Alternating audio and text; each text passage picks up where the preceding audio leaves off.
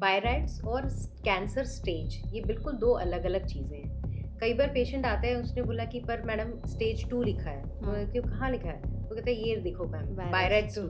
So it is not the stage of cancer which is written. Birettes is a completely different and a separate thing. वहाँ पे government बोलती है यदि आपने mammogram नहीं कराया है, मिस किया है, and then you are diagnosed with breast cancer, the expenses will not be taken insurance care will of. Not cover that. But unfortunately doctor सूचना, हमारे कंट्री में जो स्क्रीनिंग का कंप्लायंस है, दैट इज मैमोग्राफी जो rates हैं, that is less than 0.3%, which is like very alarming. हम ये सोच के कि ये तो बनते रहते हैं, मिल्क की गांठ है, दूध की गांठ है और घर में बैठे रहें, वो बिल्कुल नहीं करना चाहिए। उसको रूल आउट नहीं कर सकते आप कि बस ये तो लैक्टेशन के फीडिंग के टाइम हो रहा है तो मिल्क की गांठ ही होगी, ऐसा yes, ज़रूरी नहीं है।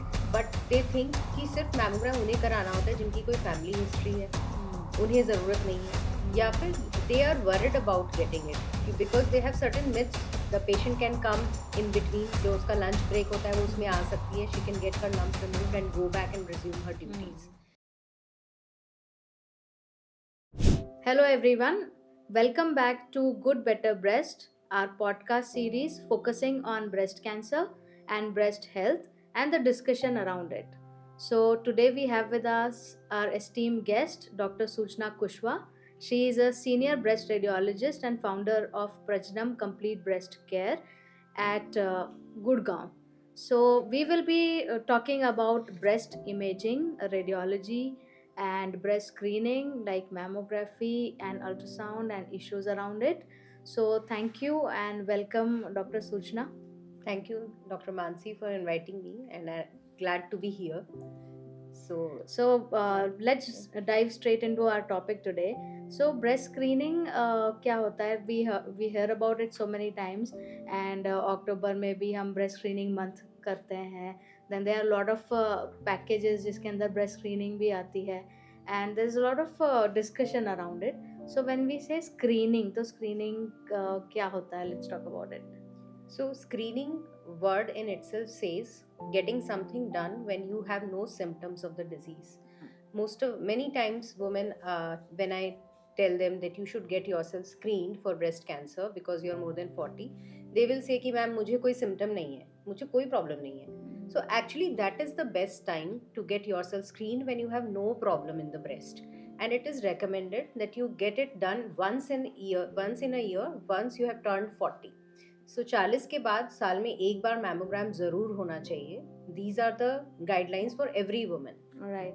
So basically the take home message here is that anybody, any women without any symptoms, जिसको कोई symptom, कोई problem, कोई pain कुछ भी नहीं है, it's absolutely normal, but still साल में एक बार they should get their breast checked depending upon the age. If it is more than 40 then mammography. But I would say because in India हम बहुत सारे younger females को भी देखते हैं. I have treated a lot of patients in their 20s and 30s as well. So this cutoff does not really apply when practically speaking.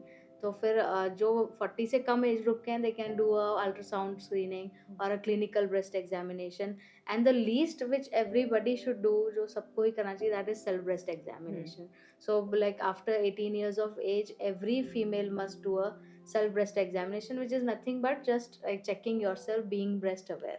Right, ma'am. So but unfortunately doctor सूचना, हमारे country में जो screening का compliance है, that is mammography जो rates हैं, that is less than 0.3%, which is like very alarming statistics. So why is this so, like इतना लो screening rates क्यों है हमारा, एंड मैमोग्राफी के लिए इतना कंप्लायंस क्यों नहीं है? So, ma'am, I think there are 2-3 factors which attribute to such a low screening. सबसे पहली चीज़ तो we as individuals, rather I would consider myself also in this group. जब तक हमें कोई प्रॉब्लम नहीं होती, हमारा माइंड ऐसे सेट है ना, we think we do not need it. हम कभी भी एनुअल चेकअप के लिए रेगुलर या कंप्लायंट नहीं होते. We have so many things as a women to cater to that we always keep on ignoring our own health. तो एक तो ये सबसे बड़ा फैक्टर है. दूसरा, because there are no governmental schemes और पैकेजेस, गवर्नमेंट की साइड से कोई इनिशिएटिव नहीं है for breast cancer. Still our country and our government is struggling to cater to malnutrition बच्चों में, maternal health. So उन सब में ही वो इतना ज़्यादा अभी engaged है that it doesn't have time to think about breast cancer. So हमें खुद से ही अपना ध्यान रखना पड़ेगा. Third is कि जैसे Western countries में lady without forgetting she goes by herself to get herself screened, क्योंकि वहाँ पे गवर्नमेंट बोलती है यदि आपने मैमोग्राम नहीं कराया है, मिस किया है, and then you are diagnosed with breast cancer, the expenses will not be taken care of. Insurance will not cover that. Yes. So that is why they make it necessary for every woman, and her lady बिना भूले बिना चूक के हर साल कराती है. So not getting it done once but getting it every year is very important. So इसमें basically थोड़ा तो गवर्नमेंट का विल पावर है एंड प्रोग्राम्स है, स्कीम्स हैं, एंड देन पेशेंट के या मतलब पॉपुलेशन के लेवल पे भी एक कमिटमेंट है that we have to get it done. But हमारे सिचुएशन में nobody is walking to the hospital और फिर आके हम स्क्रीनिंग करें, दैट्स वेरी लेस. मतलब हम ऐसे भी अगर जनरली भी देखें तो कितने लोग एनुअली एनी स्क्रीनिंग करते हैं, लाइक एनुअल ब्लड चेकअप करते हैं वो, और उसमें भी फिर ब्रेस्ट का स्क्रीनिंग तो मिस ही हो जाता है. एंड मास लेवल पे देखें लाइक इंटीरियर्स में या रूरल एरियाज में तो वहाँ पर तो कर पाना और भी मुश्किल है, because as you said there are so many other things which are taking priority कि ये चीज़ नहीं हो पाती है इतनी. Right. And there is obviously lack of awareness which is also there. Screening से पहले आई वुड से कि अवेयरनेस है कि एटलीस्ट कोई लंप है तो उसके बाद एटलीस्ट आके दिखाना. मतलब जब सिम्टम्स हो गए, स्क्रीनिंग हम नॉन सिम्टम वाले पेशेंट्स की बात करें, बट जिनको सिम्टम्स हो जाते हैं वो भी कई बार राइट टाइम पे अप्रोच नहीं कर पाते डॉक्टर्स को. तो awareness and screening both will go hand in hand. Plus ma'am बहुत सारे पेशेंट्स ने what I see they have heard about mammogram but they think कि सिर्फ मैमोग्राम उन्हें कराना होता है जिनकी कोई फैमिली हिस्ट्री है, उन्हें ज़रूरत नहीं है, या फिर they are worried about getting it because they have certain myths around mammogram. Exactly my point. So there are so many patient जिनको मैं मैमोग्राफी एडवाइस कर भी देती हूँ, so they are so scared of it because Google पे इतना information है उसके बारे में अनफिल्टर्ड सारा, एंड पेनफुल होगा, रेडिएशन से कैंसर तो नहीं हो जाएगा, there is lot of jargon which is there available on internet. तो ये प्रॉब्लम्स ही काफ़ी फेस करते होंगे. हाँ मैम बिल्कुल. सो बहुत मुश्किल होता है, एंड मेरे पास यदि 100 पेशेंट्स हैं for screening, at least 90 of them would have these myths कि it will be painful, they will be very apprehensive before getting it done. सो सबसे पहले तो पेन, लोग वीडियोस देख के आते हैं कि ब्रेस्ट को प्रेस करेंगे मैमोग्राफी में तो it will be very much painful. So हम अपने पेशेंट्स को क्या बोलते हैं that we do not associate the word pain with mammogram. Yes it can be a bit discomforting to you. जितना आप पेट के बल जब लेटते हो बेड पे उतना डिस्कम्फर्ट जब होता है उतना ही होता है एक मैमोग्राम में, not more than that. Another thing is we have newer technologies where we compress your breast only for 1 or 2 seconds and we can acquire the entire 3D mammogram. तो कंप्रेशन का टाइम भी कम हो जाता है, तो इसीलिए pen से तो बिल्कुल घबराने की जरूरत नहीं है, बिल्कुल पेन नहीं होता. दूसरी चीज रेडिएशन, उनको लगता है कि बहुत रेडिएशन है, बहुत रेडिएशन है. रेडिएशन उतना ही है जितना भी आपको 4 हफ्ते में गुड़गांव से मिल रहा है, गुड़गांव के एनवायरनमेंट से. सो it is that minimal. But I don't know इतना ज़्यादा मिथ क्यों है कि मैमोग्राफी में रेडिएशन है तो आप अल्ट्रासाउंड ही करा लो. फिर बहुत सारे पेशेंट ये भी पूछते हैं कि मैम जब आपको मैमोग्राम के बाद अल्ट्रासाउंड ही करना है तो आपने मैमोग्राम क्यों किया. बिकॉज अर्ली हमारा एम क्या है with mammogram, that we detect breast cancer early, and early breast cancers may be completely missed on an ultrasound. So ultrasound alone may not be sufficient. It is the mammogram that picks up early cancers. So radiation बहुत minimal है इसमें, pain नहीं होता है. So I would request every lady who is more than 40 to get their self screened every year. So by and large mammography is the standard procedure. Mammography is standard screening के लिए for detection of cancer early. उसके साथ में in adjunct हम कभी ultrasound या कभी और टेस्ट कराने की जरूरत पड़ती तो कर सकते हैं, but that cannot be skipped. And especially after 40 years. And why we say less than 40 में मैमो क्यों नहीं करना है, वो भी कई बार हो जाता है. कई बार less than 40 मैमो करा के आ जाते हैं and then we give it a bar at 0. तो because of the density of the breast. So as we grow older, breast की density कम होती है, fatty tissue बढ़ जाता है. So that's why that's the cutoff, which is that is why 40 is the age. Yes ma'am. Plus ma'am इसमें मैं ये भी एक चीज़ बोलूँगी, एक तो 40 के बाद तो करना ही है हर लेडी में, बट 30 के बाद कोई लेडी किसी भी सिम्टम के साथ आती है, स्पेशली लंप या निपल डिस्चार्ज है, we can always do a mammogram in her. There is no harm in doing mammogram. And for dense breast we have 2-3 things, जैसे हम 3D मैमोग्राम उनको करते हैं जिसमें वी गेट मल्टीपल स्लाइसेस, जैसे एक CT स्कैन में मिलता है, या फिर हम अल्ट्रासाउंड के साथ कोरिलेशन करते हैं and then we give a comprehensive report to the lady. So even for dense breast we can do mammogram, and it is actually once a lady lands for screening then only we decide कि भाई 2D इसमें अच्छा रहेगा या 3D अच्छा रहेगा. So that is why it is always important that you meet the doctor first. हाँ, and get a clinical breast examination done, और clinical breast examination डॉक्टर से मिलने के बाद decide what test you will require. कई बार होता है कि वो हेल्थ पैकेजेस में इंक्लूडेड रहता है, जैसे मैमोग्राफी है कुछ है तो वो करा लेते हैं and then they don't even meet the doctor. Right. And किसी में मैमोग्राफी में बायराइट 0 था, लास्ट ईयर कराया था, and then they go back home because वो कभी क्लिनिकली कोरिलेट हुआ नहीं. Right ma'am, absolutely. तो वो एक जो स्टेप है इन स्क्रीनिंग कि you have to meet the doctor also, and वो भी एक एग्जामिनेशन है that can not be missed. Right ma'am, right. Plus ma'am यहाँ पे through your platform I think I would also want to make people aware there are so many technologies in the market that say कि without no touch no radiation technique है हमारे पास to detect breast cancers. So please ऐसी कोई भी चीज़ which is not scientifically backed up, which doesn't have a supporting data to prove itself, आप उस पे भरोसा करके सिर्फ आपने करा लिया and then you are tension free कि मुझे कुछ नहीं है, because we have seen patients जहाँ पे उन्होंने ये सब टेस्ट कराए उनके कॉर्पोरेट्स में या उसमें फ्री में था and then they got it done. Those techniques have missed breast, मतलब ऑब्वियस ब्रेस्ट कैंसर्स, एंड और they have labelled people who have benign breast diseases as breast cancers. So again coming to the same point that any screening test is not complete जब तक आप doctor के साथ में मिलते नहीं. वो चीज वो स्टेप मिस नहीं होना चाहिए. Right. And whether if you're doing whatever screening, and always go up with tests which are scientifically backed up. Otherwise तो market में there are so many other things which can be used, but it has to be scientifically proven. Right. ये हो सकता है. So coming on to high risk screening. So ये तो general population हो गया कि साल में एक बार करना है, एनुअल स्क्रीनिंग करना है. But there are some people जो हाई रिस्क कैटेगरी में आते हैं. हाई रिस्क कैसे? जिनके फैमिली हिस्ट्री है या जिनकी फैमिली में जीन जो BRCA1 BRCA2 जीन होता है या सिमिलर कोई जीन पॉजिटिव है, या फिर उनकी कोई प्रीवियस हिस्ट्री खुद की रह चुकी है. तो ऐसे जो हाई रिस्क पीपल हैं उनके लिए स्क्रीनिंग का प्रोटोकॉल चेंज हो जाता है. So that has to be done once in 6 monthly, right? Right. And क्योंकि ये जो जेनेटिक डिसऑर्डर्स के साथ में होने वाले कैंसर्स हैं जिनको हेरिडिटरी ब्रेस्ट कैंसर हम कहते हैं, वो MRI में भी कई बार मिस हो जाते हैं. सो और सेंसिटिव टेस्ट हमें चाहिए, जैसे MRI जो मैमोग्राफी में मिस हो जाते हैं तो वो MRI में पिक हो सकते हैं. So every 6 monthly alternating with a mammography and MRI, and it should be started at the age of 25. और what we say is that जो फैमिली मेंबर जो भी जितने भी एज में डायग्नोस हुए थे उनसे एटलीस्ट 10 years पहले we can start screening these people. So इसमें अब चाहे अल्ट्रासाउंड हो, चाहे मैमोग्राफी हो या MRI हो, इसमें हम एक स्कोरिंग सिस्टम जो यूज करते हैं बायराइट्स, उसके बारे में सब लोग बहुत पढ़ लेते हैं इंटरनेट पे और फिर टेंस होके आते हैं. तो let us discuss something about that, how it is scored and what it implies. So ma'am, BIRADS और कैंसर स्टेज ये बिल्कुल दो अलग अलग चीज़ें हैं.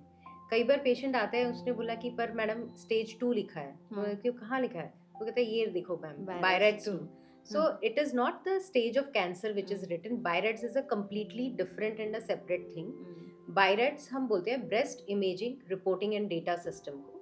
ये एक, आप मान लीजिए, एक मेडिकल लैंग्वेज है to maintain homogeneity of communication between you and me या between me and patient. So कि सब लोग एक तरीके से एक भाषा बोलें. वो एक तरीके की भाषा है to understand what the report actually says. So चाहे आपका ब्रेस्ट का अल्ट्रासाउंड है, MRI है, मैमोग्राम है, कोई भी एग्जामिनेशन है, इन्वेस्टिगेशन है, it is followed by a BIRADS category. BIRADS category 0 से लेके 6 तक वेरी करती है. सो 0 का मतलब होता है कि current investigation is incomplete to comment anything and we need something else further. चाहे वो एक और इन्वेस्टिगेशन हो सकती है लाइक MRI और अल्ट्रासाउंड, या फिर वो एक क्लिनिकल ब्रेस्ट एग्जाम हो सकता है, क्लिनिकल हिस्ट्री हो सकती है, प्रायर रिकॉर्ड से कंपैरिजन हो सकता है. So that is 0.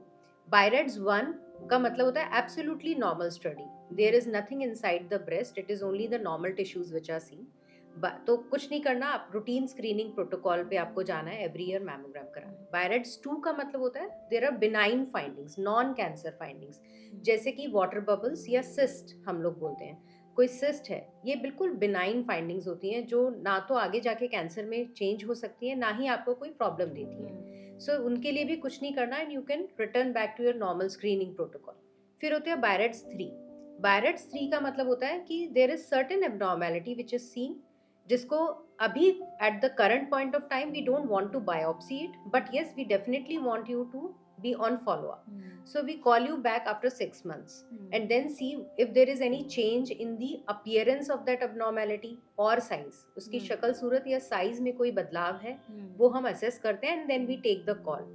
So that is Barrett's C. Barrett's 4 और 5 जब किसी लेडी को असाइन होता है, उसका मतलब ये है कि नेक्स्ट स्टेप इज बायोप्सी। तो अब कुछ पेशेंट मेरे को पूछते हैं कि तो मैम फिर आपने 2 कैटेगरी क्यों बनाया है, जब बायोप्सी ही होना है एक ही कैटेगरी बना लेते। फिर मैं उन्हें बताती हूँ कि तो 2 कैटेगरी नहीं है, ये एक्चुअली 4 है, क्योंकि बैरेट्स 4 को भी हम 4A B C और फिर 5 ये इसीलिए बनाया है क्योंकि वो यदि बैरेट्स 4A की कोई एबनॉर्मेलिटी है और एक लेडी बैठी है बैरेट्स 5 की, तो बैरेट्स 5 की जब मैं बायोप्सी करती हूँ, I expect a cancer to come. If the report is normal, यदि बायोप्सी रिपोर्ट बोलती है इसमें कोई कैंसर सेल्स नहीं मिले, we will not accept that report, either we will repeat a biopsy और I will review my findings और we will ask surgeon to take out that, because that is not matching. 4A होता है जब possibility हम we are doing a biopsy but the probability of a cancer is very low, 2 to 10%. सो यदि report कह देती कि इसमें कोई कैंसर नहीं मिला, we happily accept that. So doing a biopsy does not mean कि हर बार पॉजिटिव ही रिपोर्ट आएगा। हाँ जी, बायोप्सी करके नेगेटिव रिपोर्ट भी आ सकता है, तो ये कैटेगरी बायरेट्स 4A हो जाएगी। हाँ जी, बट बायरेट्स 5 मतलब हाईली सस्पिशियस है कि इसमें पॉजिटिव आना ही चाहिए, आना ही चाहिए। And 6 is already patients who are already proven case में पहले ही बायोप्सी हो गई and then we are doing imaging, 6 हो जाता है। So in a very generalised term जब पेशेंट को मैं एक्सप्लेन करती हूँ, so I tell them कि Barrett's 1 and 2 is white zone for you. Barrett's 4 and above is suspicious, but Barrett's 3 is a gray area. Neither it is white, neither it is black. So you have to be cautious about it. कि आपको थोड़ा सा follow up में रहना है, आते रहना, मिलते रहना। ये नहीं कि अभी Barrett's 3 आया था फिर साल भर बाद हम टेस्ट कराने आ रहे हैं। तो ये इससे मेरे को ये चीज़ याद आई कि हमारे पास एक सेपरेट Barrett's 3 रजिस्टर है। अच्छा। सो हम हमेशा पेशेंट को एक हफ्ते पहले रिमाइंडर डालते हैं, बट पेशेंट्स यदि 10 पेशेंट्स को बुलाना था तो उसमें से मतलब हार्डली एक पेशेंट आता है, हार्डली एक for a follow up. They never come up. तब मुझे कई बार ये भी लगता है कि मुझे बायोप्सी ही कर लेनी चाहिए थी। I think that was better rather than losing patients to follow up, क्योंकि बायरेट्स 3 में भी लेस देन 2% चांसेस तो है ही of coming out to be cancer. Actually ये थोड़ा सा डबल एजेड स्वॉर्ड हो जाता है, बिकॉज कुछ पेशेंट्स ऐसे होते हैं जो बहुत एंग्शियस भी हो जाता है। हाँ। तो वो भी एक सर्टेन कैटेगरी ऑफ पेशेंट है, क्योंकि एनी ब्रेस्ट लंप या किसी की कोई प्रीवियस हिस्ट्री है या किसी ने रिलेटिव को या किसी को देखा हुआ है कैंसर से, तो वो ज़्यादा एंग्शियस हो जाते हैं कि क्योंकि ब्रेस्ट से रिलेटेड कोई भी सिम्टम है तो they become anxious. And then there is another category जिसके अंदर वो बिल्कुल ही मतलब केयरलेस हो जाते हैं कि आए ही नहीं फॉलो अप के लिए। So there has to be a balance in between both. So I tell my patients कि you have to be aware but you don't have to be anxious. There is a difference in between being aware and being anxious. So वो balance हमेशा रखना जरूरी है। सो इसके अलावा कुछ special circumstances भी हैं, जैसे लैक्टेटिंग फीमेल्स हैं या प्रेग्नेंट फीमेल्स हैं, तो प्रेगनेंसी रिलेटेड ब्रेस्ट कैंसर जो एक अलग से एंटिटी है वो थोड़ी एग्रेसिव एंटिटी है। एंड बहुत साल पहले हम जब बात करते थे risk factors and protective effect की, तो pregnancy and lactation breast feeding को हम प्रोटेक्टिव इफेक्ट में मानते थे, but it is not 100% protective. अभी हम पेशेंट देखते हैं जो प्रेगनेंसी में भी ब्रेस्ट कैंसर के लिए डायग्नोज होते हैं, लैक्टेशन में भी होते हैं। So such patients should also get screened अगर उनका भी कुछ बिल्कुल मैम सिम्टम्स है। So pregnant and lactating patients में नॉर्मली वी सपोज एक हाई रिस्क इंडिविजुअल थी या एक लेडी थी who is more than 40 and she becomes pregnant or she is breastfeeding, normally we avoid, we can withhold doing a mammogram, but if she has some symptom, if she complains of a lump और some bloody nipple discharge, या उसको कोई भी सोलन हो गई है breast suddenly, so then it becomes very important that she gets herself evaluated. Most of the time underlying milk collection is the reason, या infection is more common, commonly होता रहता है, बट वो तब तक नहीं पता चलेगा जब तक आपने evaluate नहीं करा। Exactly. हम ये सोच के कि ये तो बनते रहते हैं, मिल्क की गांठ है, दूध की गांठ है और घर में बैठे रहें, वो बिल्कुल नहीं करना चाहिए। उसको रूल आउट नहीं कर सकते हैं आप कि बस ये तो लैक्टेशन के फीडिंग के टाइम हो रहा है तो मिल्क की गांठ ही होगी, ऐसा yes, जरूरी नहीं है। हम्म, वो it needs to be further evaluated. अगर वो ठीक नहीं हो रही नॉर्मल कोर्स ऑफ एंटीबायोटिक्स से या किसी से नहीं ठीक हो रही है तो उसको सीरियसली राइट मैम, बट ऐसे सर्कमस्टेंसेस में we can do other test which are not which do not have radiation. Right ma'am, हम अल्ट्रासाउंड कर सकते हैं मैम। और नॉर्मली क्या होता है, यदि कोई प्रेग्नेंट लैक्टेटिंग मदर आती है मेरे पास इमेजिंग के लिए, तो we start with ultrasound only if I think it can be cancerous या सस्पिशियस है, then we can always do a mammogram also. For pregnant mothers we give her a lead shield to cover the abdomen, we take a consent and then we can do a mammogram, क्योंकि उसमें भी fetal radiation is very very minimal. So this is something which is very interesting क्योंकि patients otherwise भी ये सोचते हैं कि mammography से इतना रेडिएशन हो जाएगा, but now you are saying that it is so safe कि प्रेग्नेंट फीमेल्स भी करा सकते हैं। बिल्कुल, so there is absolutely no fear उसके बारे में नहीं सोच के we should do a mammography without thinking about radiation twice. Yes ma'am, and MRI is always there, MRI is yes ma'am, MRI is always there, and it is again MRI के लिए भी लोग सोचते हैं कि इसमें भी फिर रेडिएशन हो जाएगा। अभी सीटी अभी ये किया था हमने मैमोग्राफी, अभी एमआरआई करना है फिर रेडिएशन हो जाएगा। That is again a non radiation. हाँ, एमआरआई में तो मैम कोई रेडिएशन है ही नहीं, it is based on all magnetic waves, so it is absolutely radiation free. Ultrasound and MRI are absolutely radiation free, so we can always do an MRI. So there's so much advancement and technology has gone so up, and especially breast cancer में most common cancer है women का, उसके around इतना advancement है हर चीज में ही, and similarly in diagnosis also, right, okay, diagnosis of breast cancer is now becoming more and more technologically advanced, right, and because हम screening कर पाते हैं, कई बार हम बहुत छोटे lumps पकड़ लेते हैं जो मिलीमीटर्स में है, या कई बार सिर्फ कैल्शियम डिपोजिशन है जिसको माइक्रो कैल्सिफिकेशन कहते हैं, ऐसे लम्प्स की बायोप्सी, क्योंकि हमें फील भी नहीं हो रहा है लम्प, इतना छोटा लम्प है, तो फिर हमें रेडियो गाइडेड उसमें प्रोसीजर्स करके बायोप्सी करना पड़ता है। बिल्कुल बिल्कुल मैम। सो जो लम्प फील हो रहा है वो तो आप लोग कर ही लेते हो मैम बायोप्सी, है ना, लेकिन जो लम्प फील नहीं हो रहा which is specially screen detected, या एक ब्रेस्ट में प्रॉब्लम थी बट दूसरी ब्रेस्ट में कोइंसिडेंटली डिटेक्ट हो गया, बहुत छोटा है, so then we always use ultrasound guidance. Ultrasound guidance में यदि वो चीज़ हमें अल्ट्रासाउंड में नहीं दिख रही है, सिर्फ मैमोग्राफी में ही दिखती है, then we do a biopsy under mammography guidance, and that is called a stereotactic biopsy. So doing a biopsy under image guidance is always more accurate. It gives us more better results. Chances of getting a false positive or a false negative report are very less.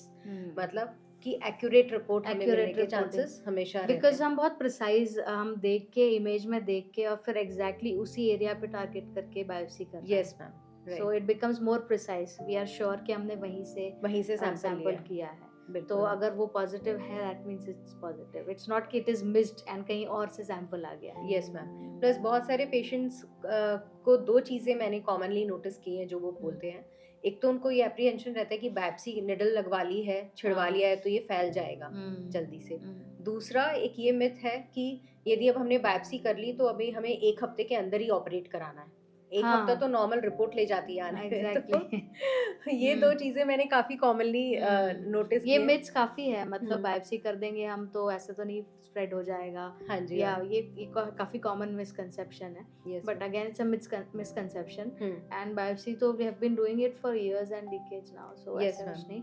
And also timing also doesn't matter, क्योंकि कई बार breast cancer की जो biopsy उसमें हम special test IHC markers भी लगाते हैं, जिसमें यूजुअली 5-7 डेज का टाइम लग जाता है, so that we understand the nature of cancer. So वो it doesn't make any difference if we wait for 5-7 days. It's breast cancer का treatment is not a very emergency kind of situation, it's a very elective, well informed and आराम से decision करके and then proceed वाला treatment. बिल्कुल ma'am, patient को जैसे ही उनको जब हम ये बताते हैं कि ये कैंसर हो सकता है, कैंसर जैसा लगता है, उसके बाद उनके अंदर एक एक वो पैनिक आता है panic and they think now it is एक एन क्लॉक स्टार्ट इमरजेंसी. हो जाता है कि yes now we ma'am. Have to every day it's important to. Yes ma'am. तो ये चीज़ मैं समझाना चाहूँगी या बताना चाहूँगी कि आपको पैनिक नहीं करना है, या आपके माइंड में ख्याल आता है कि एक गांठ है और कैंसर है तो इसको फटाफट सर्जरी कर दो रातों रात. ऐसा नहीं होता. कई बार हम सर्जरी करते भी नहीं, पहले कीमो देते पहले हैं, कीमो वो देते भी हैं. हो जाता है कई यस बार. मैम. यदि हम जल्दीबाजी में गलत गलत तरीका लेंगे तो हम कुछ चीजें इंपॉर्टेंट चीजें मिस कर देंगे बिल्कुल. During the treatment of cancer. So it is very important you take the right path. Right decision, well informed with all the possible evaluation and then हाँ आगे बिल्कुल. बढ़ना रहता है. Complete evaluation and staging of the disease is very important before Hmm. Starting any kind of treatment. Exactly. But there are certain procedures जो आप जिसमें you can remove the entire lump, and this is very popular these days, the scarless breast surgery.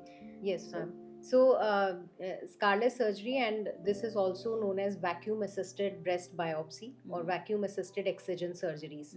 So इसमें we again do this under image guidance, ultrasound या mammography guidance में हम करते हैं. Even we can use MRI guidance for abnormalities which are not seen on mammogram or ultrasound. So image guidance में करते हैं. छोटे lumps रहते हैं, we can take it through a needle, through a pinhole. So actually there is no cut, no stitches, no scar to the patient. Routinely they are done under local anesthesia or under IV sedation with monitored anesthesia care, and the patient is just discharged the same day. So what we do is the patient can come in between, जो उसका lunch break होता है वो उसमें आ सकती है. She can get her lump removed and go back and resume her duties. So up till 4 centimeter of fibroadenomas हम लोग निकाल सकते हैं, या मिल्क डक्ट में जो पैपिलोमास होते हैं वो हम निकाल सकते हैं इमेज गाइडेंस में. But then again everything has its limit. हर चीज में निडल से नहीं निकाल सकती. सो कौन सा फाइब्रोडेनोमा है जो निकाल सकते हैं, कौन सा नहीं है, which should be actually excised with an open surgery.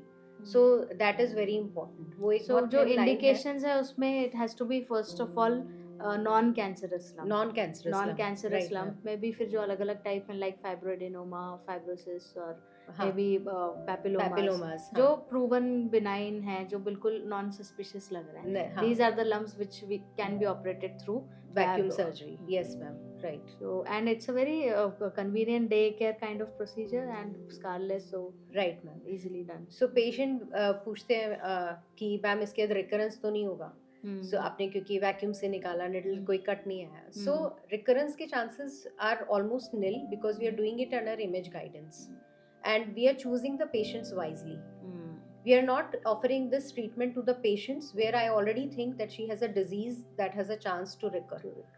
For those patients we always advise them to undergo an open surgery, क्योंकि उसमें सर्जन प्रॉपर वे से एक एक्स्ट्रा अमाउंट ऑफ टिश्यू भी निकालेंगे. एग्जैक्टली, बिकॉज जो कैंसर सर्जिकल प्रिंसिपल्स हैं वो बिल्कुल डिफरेंट है इससे. क्योंकि कैंसर अगर हम सस्पिशियस भी लंप हमें लगता है या कैंसर लंप है, सो वी गो, हम सिर्फ लंप भी नहीं, वी गो अराउंड इट, उसके आसपास एक मार्जिन लेके हम निकालते हैं जिसको वाइल्ड लोकल एक्सीजन करते हैं. सो दैट डिसीजन कि कौन सा पेशेंट इज कि जिसका वैक्यूम असिस्टेड हो सकता है, वैब हो सकता है, कौन सा पेशेंट जिसको मार्जिन के साथ करना है. So that is a very thin line and that is very important for the patient. So, Dr. Suchna, in the end, some few last wise words from you. So, ma'am, I will advise every woman to take a pink route for their breast health, which has 3 milestones. Once you have turned 15, or your daughters have turned 15 or younger sisters, teach them doing a self breast examination once a month. Once you have turned 25, every lady should know her risk, whether she is a high risk category to develop breast cancer or an average risk category. It is important because, for example, Angelina Jolie, because she knew that she was carrying BRCA1 BRCA2 genes, she opted for a bilateral breast and ovarian removal. तो जब तक हमें पता ही नहीं हम वो root कैसे लेंगे, वो स्टेप्स कैसे लेंगे. So at the age of 25, get yourself assessed with a doctor that whether you are in high risk category or not.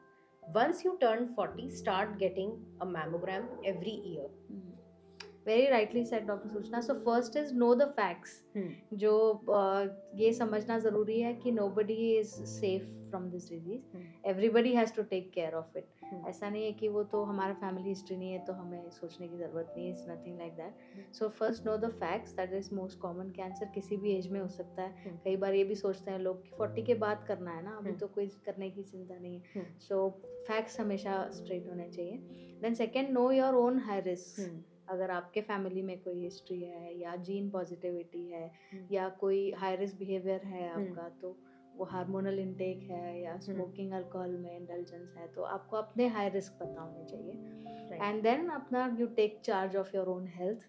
Do your self examination, do your screening and everything. Absolutely. So, yeah, it was a wonderful discussion around breast imaging. I hope it will be useful for many of our viewers. And I hope some of them will turn up for a screening mammogram. Exactly. So thanks for watching our wonderful discussion around breast imaging. And I hope कि इससे आपको काफ़ी insight मिला होगा mammography के बारे में, breast screening के बारे में. एंड अगर और कोई क्वेश्चंस हैं आपके, so please feel free to write on the comment section. And अगर किसी पर्टिकुलर टॉपिक पे आप चाहते हैं कि हम एक्सपर्ट के साथ में डिस्कशन करें, please feel free to suggest us some topics as well. So take charge of your own breast health, be breast aware, do your regular screening, and stay tuned with us.